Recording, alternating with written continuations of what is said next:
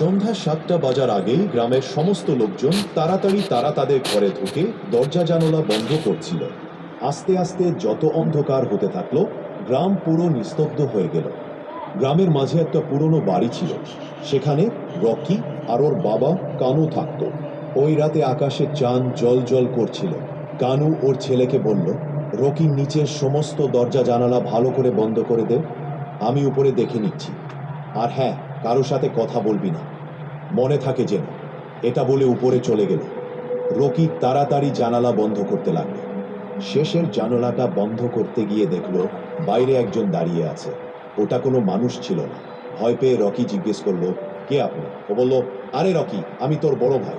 Rocky চমকে উঠলো আর বলল, তুমি তো মারা গিয়েছিলে। ও বলল, আমি ভিতরে আসতে চাই। হঠাৎ জোরে ওর জানালা বন্ধ হয়ে গেল। তারপর পিছনে ঘুরে দেখলো বাবা দাঁড়িয়ে আছে। বাবা রেগে গিয়ে বলল, আমি মানা করেছিলাম না কারো সাথে কথা না বলতে উপরে যা। রাকি ভয় পেয়ে ছুটে উপরে ওর ঘরে চলে গেল। বিছানায় শুয়ে শুয়ে ওর মনে একটাই চিন্তা, ওটা কি সত্যিই ওর ভাই ছিল? ভাবতে ভাবতে হঠাৎ চিৎকার করে বলল, বাবা। কানু ছুটে এলো। বাবা, ওটা কে ছিল?